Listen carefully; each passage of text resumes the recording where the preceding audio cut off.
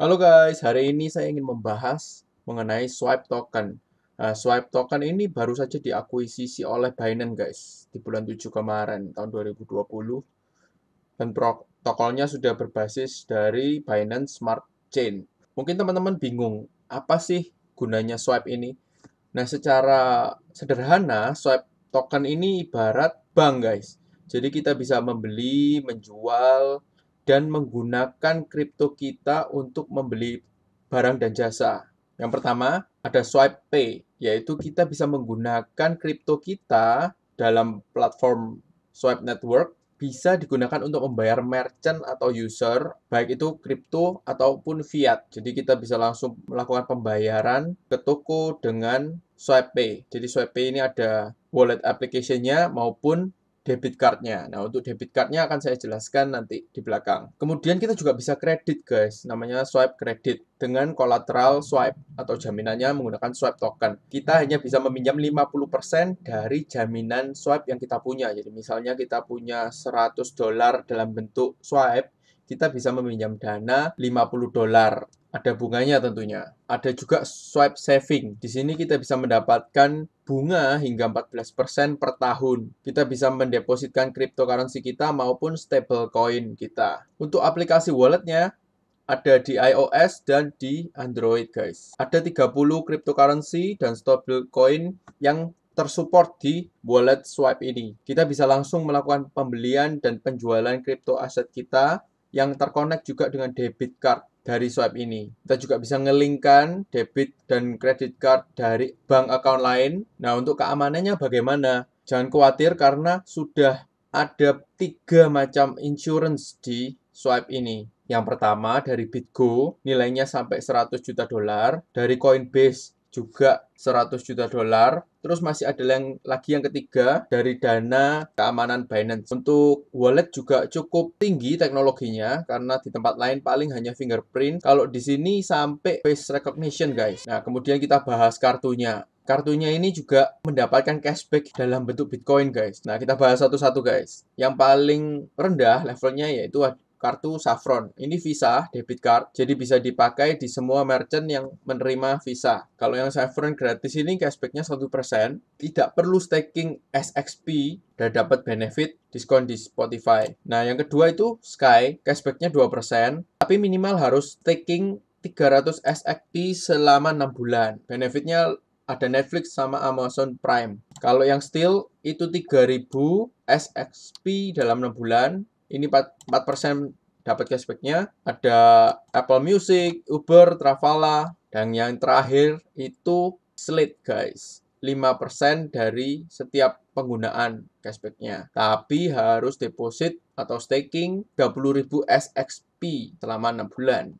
Dapat Uber, Airbnb, Hulu, dan Starbucks. Dan untuk keamanannya, kartu debit tersebut sudah memenuhi PCI DSS Certified, yaitu Payment Card Industry Data Security Standard. Jadi informasi dari kartu ini sudah aman. Selain ada dari 3 asuransi tadi itu, smart contract-nya juga sudah diaudit oleh Certic. Jadi semakin banyak orang yang tahu smart contract-nya, semakin transparan dan semakin terpercaya suatu smart contract. Kalau untuk swipe token supply modelnya tiap bulan distribusinya seperti ini, 1,2 juta swipe token dibagikan ke ekosistem sebagai reward, staking, dan lain-lain. Terus 600.000 swipe token dibagikan untuk pengembangan produk dan lain-lain. Dan 10 juta swipe token setiap tahun akan dibagikan kepada tim dan founder dari Swipe hingga tercapai 300 juta koin. Kemudian jika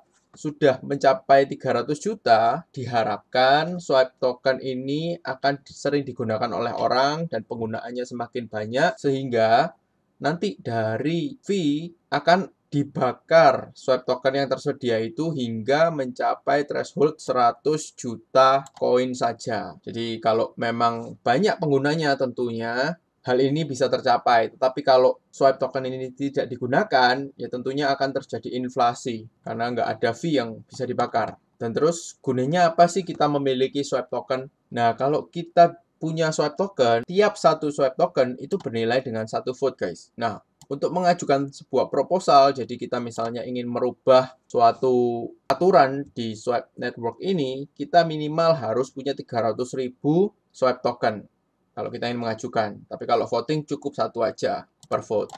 Nah, apa saja yang bisa kita rubah jika kita memiliki 300.000? Itu kita bisa merubah burn rate. Jadi mau dipercepat atau diperlambat burn rate dari Swipe token ini. Kemudian distribution reward-nya seperti apa, rate dari reward-nya juga bisa kita rubah-rubah, terus minimum requirement XP-nya juga kita bisa atur. Misalnya untuk card, kita mau turunkan atau naikkan, itu semua di governance ini. Semua ada biaya tradingnya, biaya transaksinya, kita bisa atur jika kita memiliki swipe token. Interest rate juga, besaran bunga yang di swipe finance tadi itu, berapa persen, dan bisa menambahkan token untuk dimasukkan dalam swipe finance maupun swipe swap. Nah, swipe swap itu seperti Unidex gitu guys. Jadi kita bisa langsung menukarkan koin dengan koin lain. Di sini ada biaya. Biayanya itu 0,3% yang akan diberikan pada liquidity provider. Jadi orang-orang yang menyediakan dana atau staking di dalam sistem swipe. Nah, kalau swipe finance ini seperti tabungannya guys. Kita menyediakan liquidity pada swipe network dengan dynamic return. Jadi bunganya itu dinamik, tergantung dari permintaan pasar. Jika demand-nya tinggi, tentunya bunganya akan semakin tinggi. Tapi kalau demand atas koin yang kita simpan itu rendah, maka bunganya juga rendah. Ada juga staking guys, yang seperti deposito. Setiap hari bisa mendapatkan total hingga 20.000 swipe token. Nah, ini dibagi berdasarkan jumlah staker yang ada di dalam staking network ini. Berikut ini adalah link-link sosial media dari swipe token jika teman-teman ingin mempelajari lebih lanjut. Dan juga akan saya berikan white paper-nya, link white paper di deskripsi di bawah. Di mana beli swipe token atau SXP ini guys, bisa di tokocrypto.com. Pairingnya ada BNB, jadi teman-teman tinggal klik kalau punya BNB, tulis SXP di sini, maka akan muncul SXP/BNB atau yang di fiat currency.